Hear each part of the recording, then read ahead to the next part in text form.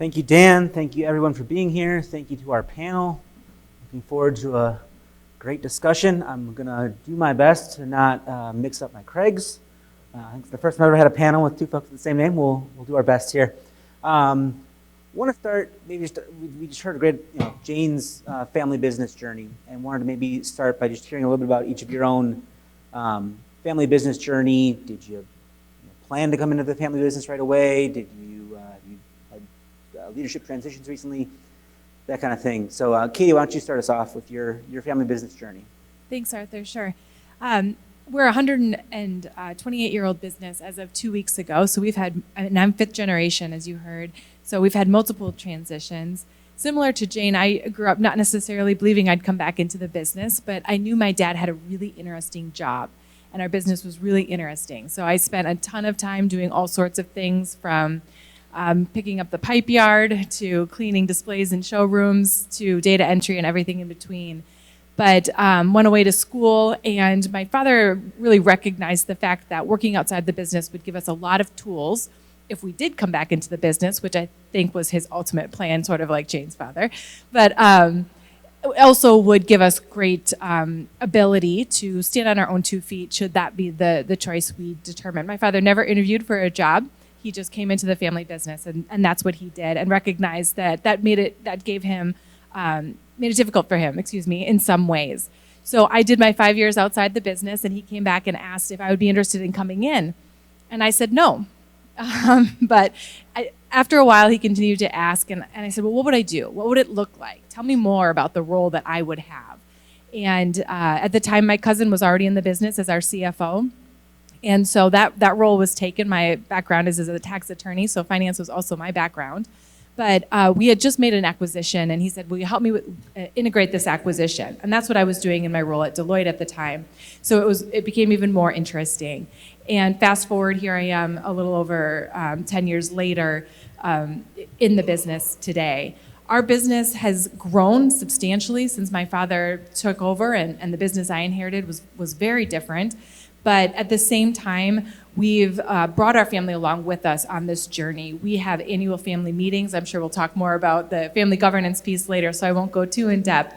But not only have, as our leadership of the business transitioned, our leadership of the family and then the leadership of our corporate governance has also had to transition over that time. Peter? So O&H Danish Bakery, we are a fourth generation family run bakery. We celebrated 75 years last year. And, our business started with it was my great grandfather who emigrated here from Denmark at 15, and kind of the quintessential American store dream. Came with nothing his father sent for him. And 26 years, came here, learned a craft, mastered a craft, convinced somebody, had an H in his last name, to open a bakery with him, and made a go for it 26 years after coming here. At that time, my grandfather was in high school, and within a decade, my grandfather also saw an opportunity, joined that business, basically purchased those shares, so it was Olesen family run, but kept the name. That's where O&H comes from. So really that first, second gen, very early on, we're in it together. And then my father was one of 3 boys, ran the business with his 2 older brothers for many years, grew up, weaned in the business. So, and then my mother, my aunt, and my aunts all played roles in the business, whether cake decorator, running payroll, wearing all the hats of a small business run by, frankly, 6 family members, 3 brothers and their spouses. So business really the bakery was everything to them. And growing up, business and bakery was all that I knew and heard about. And but food is fun. It was great too. You go out, people love Kringle. They want to tell you what their favorite flavor Kringle or favorite item is. So it was such a part of me.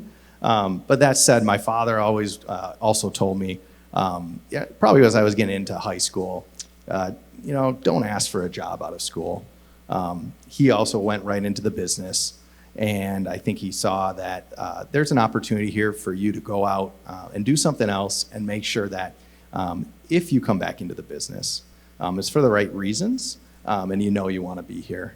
So that's also some advice I've always given to other people in family businesses is I learned so much just in 3 years being away from the business. So I graduated in 2009, ended up going into consulting, building cash flow models. So something very different, but yet something I really took away so many things from that opportunity. And as you come back into the business, I came back in 13 years ago now in 2012, partnered with my father. We had a plan. If I were to come back in, what do we want to do? And really it was just about honoring the tradition of the bakery and continuing to grow. But what could I bring back into the business with me?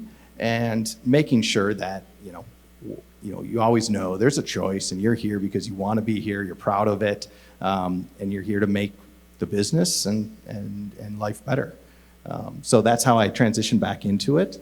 And I'm humbly serving in the president's role. My father retired a little bit over a year ago, and helping to chart that next generation. All right, Craig Jorgensen, you're... Yeah, Craig J. Craig J. We'll get this figured out. And also, I have a Danish little story as well, too. We are also Danish, and my great-grandfather moved from Denmark to a little town in Iowa called Clinton, Iowa, on the Mississippi, and started a construction company back in 1907. So my brother and I are now fourth generation, 120 years later. Jorgensen's in the construction business. My grandfather and his two brothers took the business over in Clinton, and then my father, his brother, and a cousin of his moved or closed the business down in the 1970s because they were the last union contractor in that part of the state. And my dad moved our family up here, and now the business we have, he joined in 1977. I took over as president in 2000, and 3 years ago I added chairman or CEO to the list as well too, because I figured somewhere or other I got to get out of being the president and let someone else do that pretty quickly. But our deal is the same thing. I didn't know I wanted to be a contractor until my dad's partner's son passed away in a car crash. And I realized that, man, at that time, there's an interesting business that my dad's involved in. I don't know that much about it, but someone needs to take it over. And I thought about it for a little bit, and he and I did obviously a lot of talking about it, and decided to transfer from a little school in Kenosha called Carthage, where I was playing basketball. And I realized I was 6'3" white, and I was never going to make the pro basketball, so let's go find something I can make some money at. And I transferred to Iowa State University in their construction program and learned a lot in those 4 years and met a lot of really interesting people and good future contractors and good future relationship folks that I'm still working with over all the years. And my dad was the one who decided, well, let's not have you come in right away. It's not good to come in right away as the boss's kid. And I think we'll have more discussion of this later on. So he initiated a deal with me and with a contractor buddy of his in Ohio, and I went to work in Cincinnati for 1 year. And I didn't like the idea to begin with, but I tell you, I went down there for a year and had an absolute ball, learned a lot, and again, met a lot of eventual really good friends that have been doing work together for a long time. Come back, we're a very small contractor, still back in the late 80s, and have grown now from I think when my dad started, it was a $4 million company. Now we're doing almost $300 million worth of work a year. And just watching the evolution of how our business has changed, how smart our employees are, how excited it is to build some of these projects that we're able to get involved with, and really the impact that we can make in the community and the people that use the buildings that we build, how we impact them, impact their lives, and impact the whole community of Greater Milwaukee. So now, fast forward to now, and as I mentioned, I've got 3 kids in the business as my partners now, working with me as well as my brother and some other non-family members. And we're in the transition period and trying to figure out, okay, what's next? And what's the timing of that? And how quickly do I need to get out of their way? Because they're all smarter than I am. But I'm anxious to get them and really see how they can grow and really where they want to take this business. But it's been a blast so far. It's fun to work with my kids. I get to see them every day. My dad is still involved to the point where he comes in after golf or before golf. As you know, that's important. But he wants to know what's going on at all times. So we sit down and we chat, even if I'm busy that one time. But he wants to know what's going on because he still knows enough things in town, and I want to make sure that he's there to help us as well. So it's been a really fun time, and we're 128 years into this thing. So far, so good. Sounds good. Craig B., non-family member running a family business. Tell us a bit about your journey with ITU AbsorbTech. My journey is a little bit different, obviously. My journey really started about 10 years ago on the path to where I am today. I've been with ITU AbsorbTech a little over 15 years, but the family realized about 10 years ago that there was no fourth generation successor. So at that point, those conversations started and we started planning for that day. The day really was planned for leaning heavily on the Family Business Center. And the conversations and the discussions that we had, surprisingly enough, maybe to many of you, they never centered around who. It didn't matter who it was going to be or who should it be. It was really about the how. How is it going to change the business? How is it going to change the family? It really didn't matter who it was going to be because it wasn't going to be somebody from the family. It was going to be an outsider. But the first thing that we did that did involve the family is we reached out and we had conversations with the fourth generation. The fourth generation was not active in the business, but that didn't mean that they shouldn't be good owners. So we worked with the fourth generation to make sure that they were good owners and they were educated about the business and they needed to be involved in some aspect, which task at hand was selecting the new leader. Ultimately, we ended up going out and doing a retained search. So we engaged with a company called Strandberg & Group. They focus on business, family-owned businesses. And the reason why we did that is because culture is so very important to us as a family in the business. I refer to myself as family sometimes. I shouldn't do that. I've been corrected. Is it's important to our employees, and that's probably first and foremost. So the process that we worked through with that group took nearly a year, if you believe it. If you think of all the things that you do when you hire a regular employee, Jim Leaf, who was the president and CEO up until the beginning of this year, had held that position for 35 years. So when you go to pull out the job description, there wasn't one. And we'll talk about corporate governance. We did a lot of that over that 10-year period, and one of the things that we had to put into place that they never had before is something called the Declaration of Authority. I'm not family, so what can I do? They had to go through and lay all these items out and put them in writing and put down numbers and where does authority and certain things come from. So there was a lot of things done on the backside in that year that we worked through to get up to that point. Once I was done helping them put that together and we got everything buttoned up, I brushed up my resume and I threw my hat in the ring. And I went through the process just like an outside candidate did. So at the end of the day, if I put my CFO hat back on, we spent a tremendous amount of money to find me.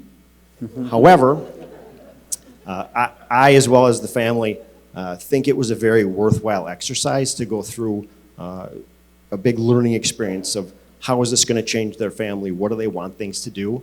One of the things I've always told the board and the families we work through these is you need to make these decisions and put things in writing so they stand when everyone in this room is gone.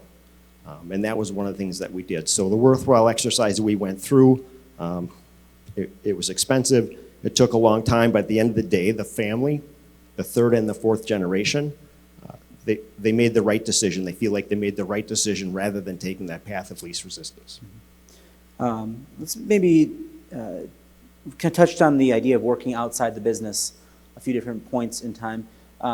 Curious what kind of rules each of your families have set up in terms of that next generation, a required amount of time, a required type of job you got to go do, different things like that. How do you think about like mandating what the next generation has to do before they can come into the family business? Katie, why don't you start us off there? Sure. We're at an evolution. We have right now a 5-year rule to work outside the business, but we have a member of the 6th generation who didn't work outside the business. It was also during COVID for various reasons. He came right into the business, and we're working together now to understand what his journey might look like. If he would like a leadership position in the future, he'll have to find his way through a rotation to do so. We also have a group of people as we transition from being a family-owned business to a business-owning family that have no intention of ever coming back to work in the business, but will be shareholders. So how do we make them informed and engaged shareholders? We're kicking off an internship program this summer with our 6th generation so that they can come back and do a quick rotation, 11 weeks, to really learn the business from the inside out and with not the intent of not coming back to work in the business, but the intent of that creating the engagement. Peter? Yeah, we don't have a formal rule. My father had a rule for me, well-intentioned, and it's one that I believe in. And my kids are, 7, 5, 3, 1. So have a little bit of time there, but time gets away from you.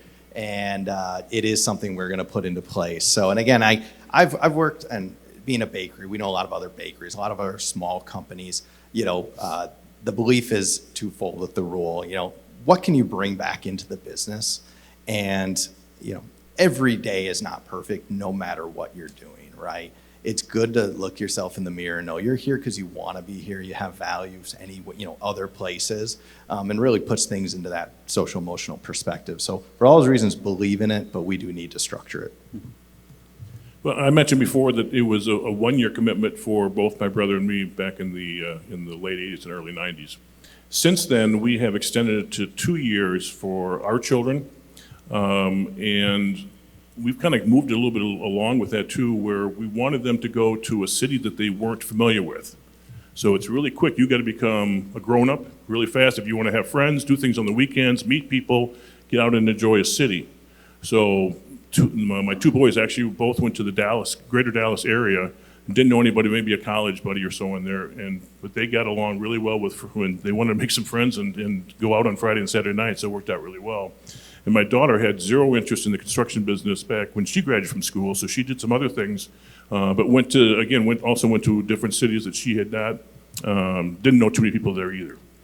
As we think forward, though, we want to kind of add a couple other things that goes with this. One, as we've talked about, is making sure that each of these kids gets promoted 2 separate times so that they've had different responsibilities. So not just there as a 1-year project engineer or whatever the new beginning may be, and get them a chance to really understand that.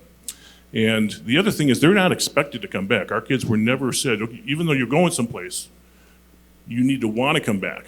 You can go down to this company wherever you're working for, and if this is where you think you want to be, or you have a spouse who doesn't want to move north, then you got to do what you got to do for your family.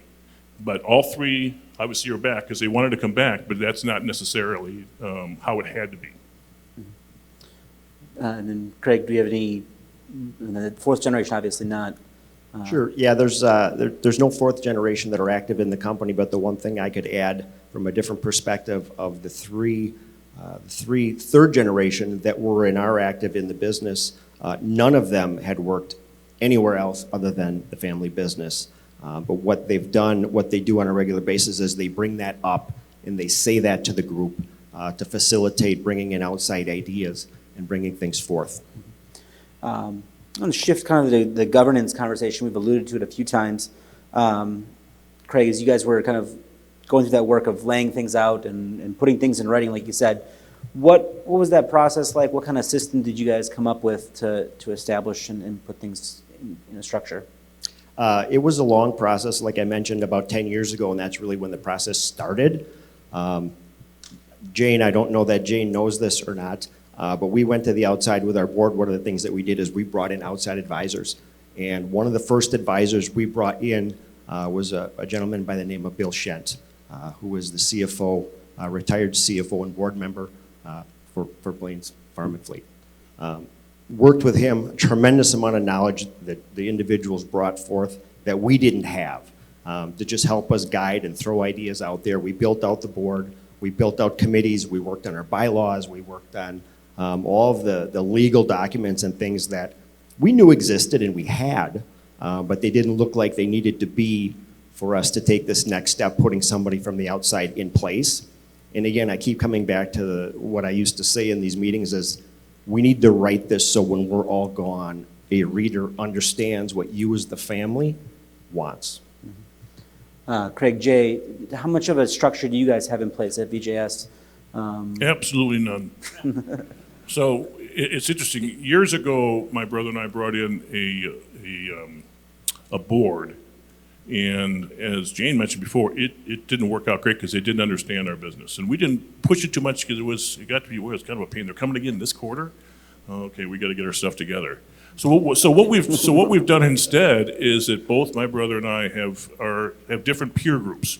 So I'm in a construction peer group with 7 other contractors throughout the United States, and we meet twice a year. And between, as I mentioned, we're a nice sized contractor here in Milwaukee, but as a whole, these 8 contractors together do over $15 billion worth of work a year. So I'm sitting in the same rooms as these folks as presidents and CEOs, and we are bouncing back and forth best ideas and lessons learned that we have all gone through, and really getting information back very quickly. And I know my employees don't, oh crap, Craig's going to one of those meetings and he's going to come back with a whole laundry list of things you got to start working on. So I do that with my group. My brother David does it with another group in the investment and real estate side. So between our 3 businesses, he handles the real estate side, I handle our 2 construction businesses. But we continually are evolving with getting information from folks who do this all over the country, and really try to stay on top of things that way. So obviously you both have your own kind of portion of the business to think about, but how do you guys handle disagreement, working together, having different visions of where things should go? Disagreements? Oh, not with What my are those? brother. Those don't happen Well, between there brothers. was it is on purpose that my brother runs one of our businesses and I run the other 2 businesses. We are both equal partners back and forth, but years and years ago when we both started in the leadership side of our companies, that it was essential that we had our own space and trust each other. That okay, he's the real estate expert. I'm going to trust what you do. Every once in a while, comes in, I need a check tomorrow because we're buying this or something like that. That's the part I always get a little confused about, but it's worked out pretty well. And then on the construction side is that's the biggest part of our business, and the folks that I have got surrounded with me are, in my opinion, the best in the business, and we do things the right way, and we really work hard to make sure our customers are taken care of, and he sees that. So we don't have a whole lot of interference with each other because we know it's the best for both our companies and our overall families as well too. Peter, as you've come back into the business, where are you guys at in the journey of establishing some governance structures? Yeah, I'd say we're in the infancy. Aspire to do a lot more, of course. But my father, for a long time, would talk about he wanted our business. Wanted it to be a business run by a family than just a family business, right? That was the long-term goal. Let's continue to put the infrastructure in place to operate soundly as a business that happens to be owned, operated, and beloved by a family. So that's kind of been where we've been charting as we set up organizationally. And about 6 years ago, he started, before he transitioned out as president, retired, which is only a little bit over a year ago, he started what we call a family council, where my sister and I as shareholders, my parents still as let's call it the patriarchs, come together twice a year to touch on the business, but then just touch on family matters.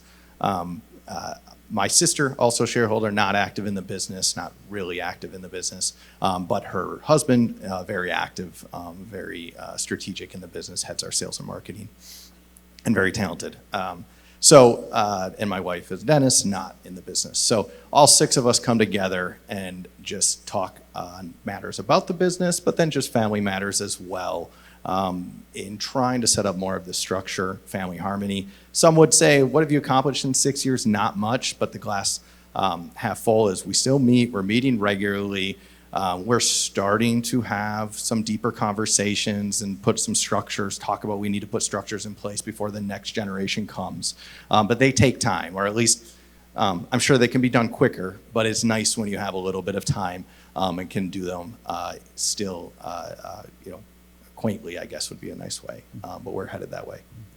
And then Katie, you've got like you said, a business that is much different now than the one that your father had. Where are you guys at in terms of structure and governance and things like that? We have a pretty robust structure. We have, for many reasons, but we have a family assembly, includes all of the family members, so that's about 86 people in 4 generations, 4th, 5th, 6th, and 7th. that live literally from Boston to LA and every point in between. So a very diverse group of people that aren't all direct shareholders, but that are all family members as part of the shareholding group. And from there, then we have our 16 shareholders in the 5th generation, like myself. And from there, we have our family council, which is a representative of each of the branches. And then we have one of those members that serves on the board of directors that then runs the business. And then each one of those groups has their own governing documents as part of their governance. And we utilize what many of you may have heard of is the 3 concentric circles that talk about different groups of people and their different constituencies. And some people cross over multiple groups. I cross over all 3 groups. I'm a family member. I work in the business, and I'm a and I'm a shareholder. So all of those things are me. But I'm the only one actually of 86 people that fit in all of those buckets. The Family Assembly is run by our Family Constitution, which is a document that we've put together over the past 10 years. It really reflects our values and what we hope to accomplish as a family. We're revising that this summer at our annual family meeting. We're on our 8th annual family meeting. We move that around to visit different facilities, of our business. And then our family council is really documented by the family council agreement, but we've got our shareholder agreement that guides the family shareholders. And then obviously we have our bylaws, which guide the board of directors and the company. So we have we've tried to create a lot of clarity in that process so that everybody understands. Really, it comes down to who can make what decision, when, and why. Because the 3 circles give us the opportunity to understand where we stand, but where they overlap is where confusion can be created. So understanding at any point in a decision which document is governing and then why and who is involved. So there's a lot of pieces in that.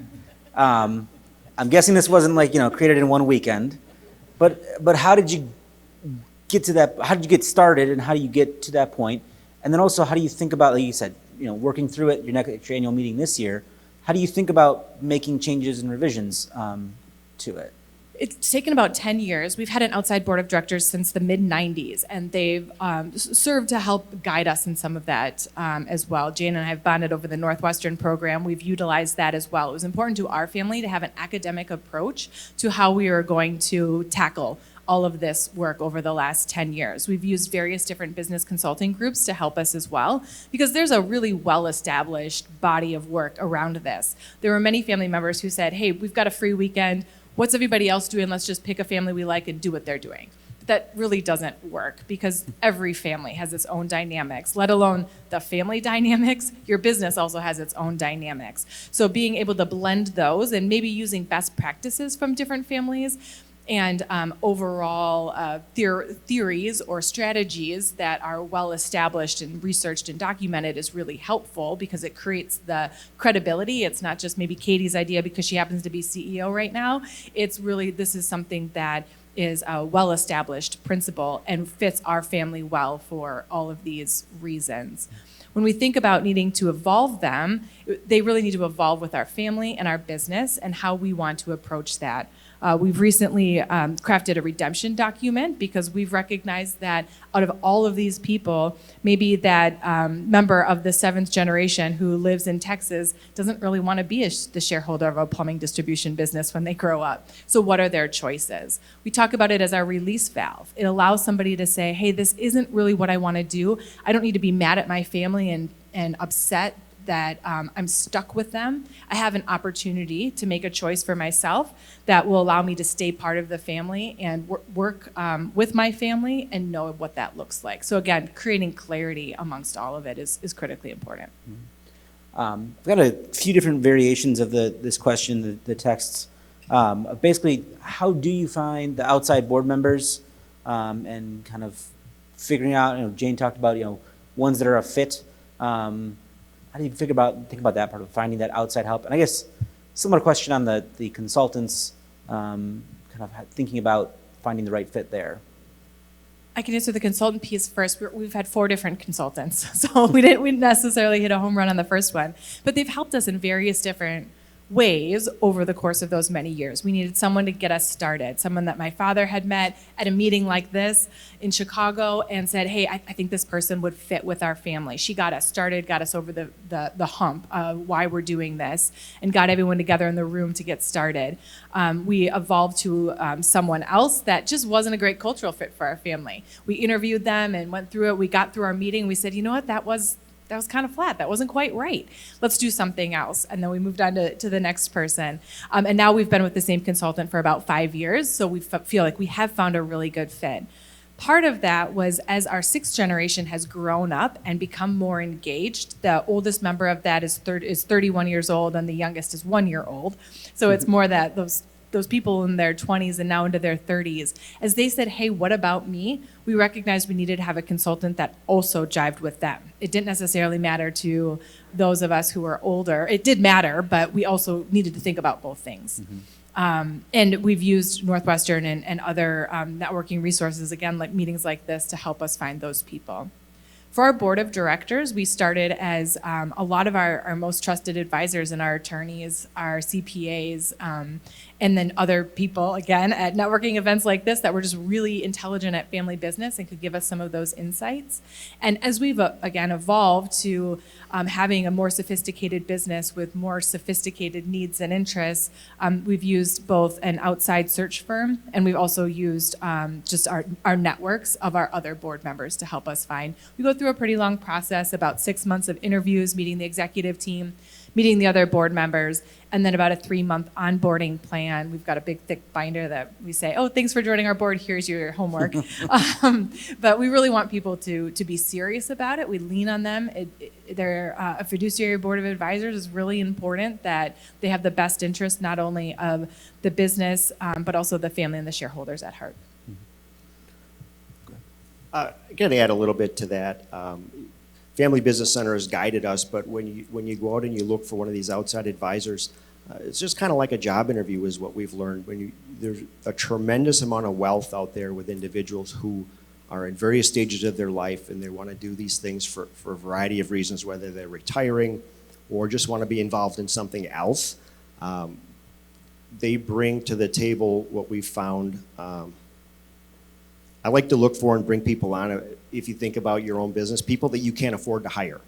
You can bring people in with varying backgrounds that you can bounce ideas off of, and you don't necessarily have to agree with everything. But what I think you should think about, because a lot of people think, well, I don't want to bring them in for various reasons. They bring a different perspective to the table. And the one perspective I think that's very valuable is they can view things from a business standpoint, and they can carve out the personal in the family piece of it. And they can throw ideas out and they can facilitate conversations. And at the end of a couple of years, if you want to change, you change. And we're on our second or third round of advisors. Some stick on for 6 or 8 years and some of them move on to something else. So you just shouldn't be afraid to do it. And I think moving through and interviewing them is the easy part. I think you're going to enjoy talking to really intelligent people who have amazing backgrounds and wanting to help you for the sake of them wanting to help you and see you succeed. Mm-hmm. Want to shift to kind of company culture and growth and things like that. Peter, Dan mentioned in your bio, innovation, strategic growth, things like that is kind of part of your focus. Obviously, that's a thing that I think any business would aspire to. Growing, innovating, things like that. But when you have a 75-year history, there's habits that get built up. There's ways we do things. How do you go about kind of actually innovating and pushing that strategic growth forward? When there's a long history of success behind it. I think the root of it is listening to your customer. What are they asking for? Sometimes they often actually just tell us, which is great, review us, but it's what they're buying. And then we're fortunate in food too. Food is fun, right? We can get creative and try something out, and that we scratch bake every night. It's in our stores. Of course, most people know us for Kringle, and Kringle we ship throughout the country, so we're half our business, but we still have 5 local retail stores. So we can just get creative and fun, and that's what's exciting. So one of our core values, of course, now is honoring our past while charting our future. So there's the core of who we are, scratch baking, things like that doesn't change. But the world's changing, life's changing. You have to be changing with it and doing it hopefully in a fun, exciting way that attracts talent. In terms of ownership, I often say we have hundreds of owners at our company because we have so many people have been with us for so long that care so much, but get excited about those changes too. So, Jane even mentioned some different stories that were reminded. My family, our bakery was always a scratch bakery. We just raw fruits, raw nuts, made everything from scratch. But my dad and uncles and grandparents probably just never talked about it because that's just what a bakery does, or we buy the best boots. That was the story that kind of stuck with me. So we've kind of just, a lot of our change in the last decade has been just talking more about what we do and why we do it and sharing that with the customer. And that excites the customers, it excites your employees, and it kind of builds that rallying cry a little bit easier too. So. Craig, Jay, kind of a similar question for you. I mean, you mentioned was it 4 to 300 million? That's substantial growth. What's kind of fueled that growth over the years? Well, I think the biggest thing is that our customer base is growing. So as the customers get bigger and do more with what their businesses are, they've invited us to come along with them. And as long as we've continued to take good care of them and really help them expand their businesses, it's really helped expand ours. And I think as a whole, across the construction business, it's changed dramatically over the time that I've been in the business. You can see, you look at the buildings that are built, not even just in Milwaukee, but across the country, and how innovative they are, really how cool they are. And it takes innovation and smart people to figure out how they're going to get built. And we invest very strongly in our graduates and the folks that come work for us. We're trying to get the best of the best. And it takes that to build some of the projects out there that need to get built. And we just continue to invest in our people and really learn from what others have done across the country and really try to pinpoint what we can do best for our customers. There's maybe a characteristic of family businesses, especially like in contrast maybe corporations or other ownership models. You think maybe a little nicer, a little more empathy, but the flip side of that is you've got to have accountability still. How do you go about kind of blending those two within your family business of we want to treat people right, we want to treat people like family, but we also, you got to have an accountability layer. How do you guys think about balancing those two pieces? Want me to start? Sure, go for it. I think not dissimilar to how we talk about culture. I think that culture drives accountability. When we think about accountability and our culture, we think one of the things that we have stated in our values is as family members in our business, we have inherited the assets of those who came before us, and we are stewards of those assets for those who come after us. And that's important because it's not necessarily ours, we're taking care of them. And when we're taking care of something that's someone else's, we have to be accountable for the success of that thing. And when we truly believe that, we don't just say those words, then the accountability is inherent. The other piece of that, my 6-year-old daughter has become very aware of a family business and mom's family business, and now it's become our family business to her. We were walking by our store in Whitefish Bay the other day, and she said, "Mom, that's where you work because that's our family's business." And she said, "That's where I'm going to work because that's our family's business too." And I said, "Yeah, yes, it is." But I said to her, "There's also 700 other families that work at that business. And that's really important because we're all families together." And again, I mean that because when you think about taking care of 700 other families, you can't screw that up. Kind of like Jane talked about the big responsibility that is. And our whole team, our ownership, our executive leadership team believes that as well. And so that again creates a culture of accountability because we're holding each other accountable to each other's families. Mm-hmm.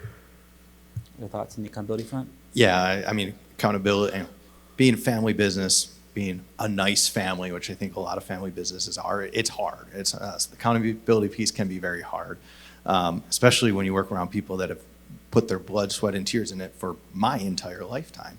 What's probably the hardest is when you have those moments you run into where the position is just outgrown the person, not for lack of effort, not for lack of fit, just outgrown it. But what makes it it's never easy. But scoreboards, we often joke, everybody loves scoreboards, especially in this state. You know, when your eye is on what good is or what winning is, it's taking care of the customer. Of course, it's good financials, all the different things that make up what makes good business is.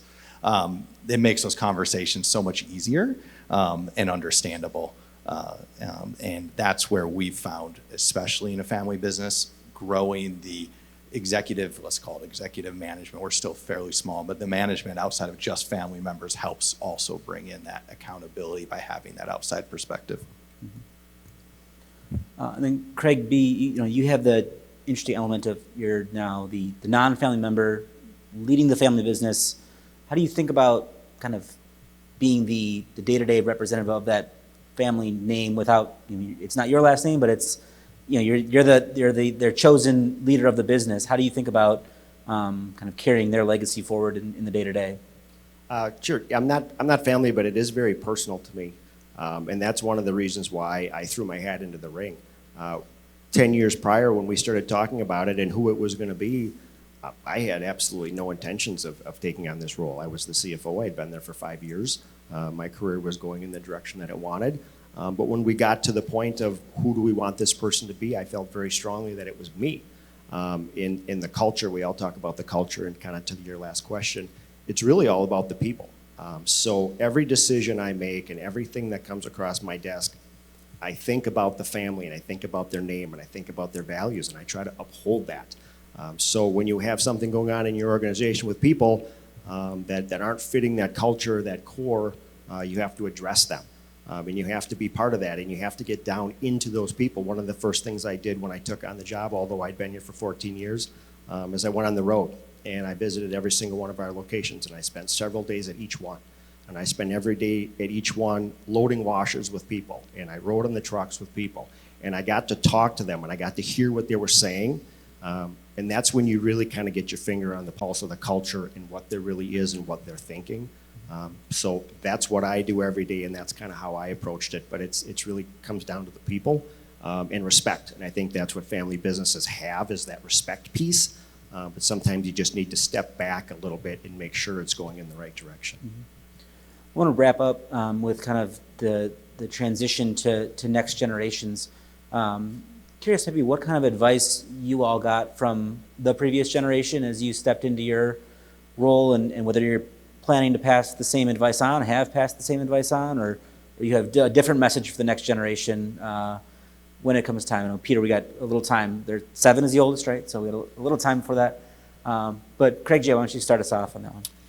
Yeah, well, I remember the thing that my dad said, and really go back to when I started with the company. Tom Schuler, who was the S&VJS, kind of took me under his wing much more than my dad did, because I think they felt more comfortable that way. And what he told me at that point was just be careful what you do, because everybody's watching you. No matter what you do, where you are, not just your employees, but our customers, because you have the last name that's part of the business, that you're going to be watched at all times. So I've transferred that to my kids. And the other thing that we've talked about, and part of that goes with, but that really means you need to be first ones in the office in the morning. You need to be last ones out. You need to be able to go to a job site and know what you're doing and come across not braggy, but knowledgeable. You need to know who your employees are, call them by name, and understand what they do, because we are stewards of their family, just like all of us have said so far today. It's not just the Jorgensen family, it is 300 families for our business, and then the trade partners and our customers, so forth, and how we keep track of all that. And then lastly, just make sure that the decision you make is best for the company. What works for the family is that's the backside of it, but what's best for the company, because it means so much more to just our generation. Peter, Katie? Yeah, for us, it's what's the brand promise? It's doing the right thing. So, right thing for who? The customer, the employee. Things will work out. Sometimes the right thing is costly. Sometimes it hurts. But nothing bad happens from taking care of your customers, your employees, time and time again. We're in it for the long haul. 1 year at a time, though, 1 day at a time. So that's, I think, something that, by example, grandparents, my parents, my aunts and uncles. Fortunate to work closely with my dad for 12 years before he retired. It's just day in, day out. Suppliers, employees, customers do the right thing. I would echo that. I actually just participated in this morning a new employee orientation we do quarterly, and I heard my father say that not only to me many, many times, but to all of our new employees as they were starting. Take care of the customer, everything else will work itself out. If you do the right thing for the customer, it's the right thing for the business, it's the right thing for the team, it's the right thing for the vendors.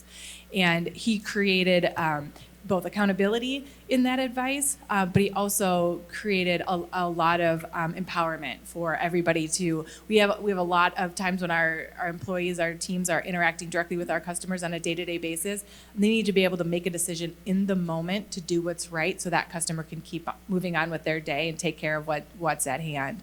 So just take care of the customers, honestly. We keep doing that, the sky's the limit. Craig, was there any advice Jim gave you when he...